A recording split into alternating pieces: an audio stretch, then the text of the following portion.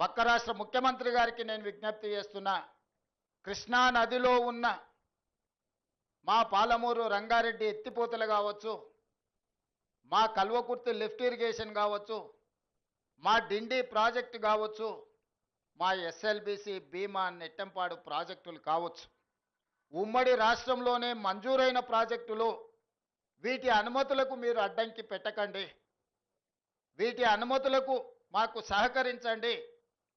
ఉమ్మడి రాష్ట్రంలో ఉన్నప్పుడే మంజూరైన ఈ ప్రాజెక్టులకు ఆంధ్రప్రదేశ్ రాష్ట్రం నుంచి అభ్యంతరాలు రావడం వల్ల ఎన్విరాన్మెంట్ క్లియరెన్సులు కానీ సిడబ్ల్యూసి క్లియరెన్సులు తెచ్చుకోవడంతో మాకు సమస్యగా మారింది.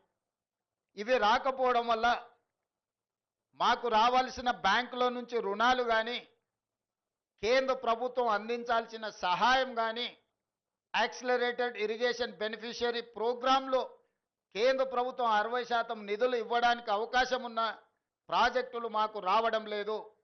దాంతో మాకు తీరని ఆర్థిక భారం మా రాష్ట్రం మీద పడుతుంది. ఇవన్నీ కూడా మీరు సహకరించండి. మీకేమైనా సమస్యలు ఉంటే కూడా మేము సానుకూలంగా ఆలోచన చేస్తాం.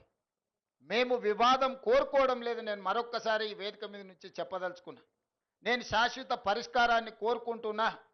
ఇది రాజకీయ ప్రయోజనం కాదు, ప్రజల ప్రయోజనము, రైతుల ప్రయోజనము, పెట్టుబడిదారుల ప్రయోజనము,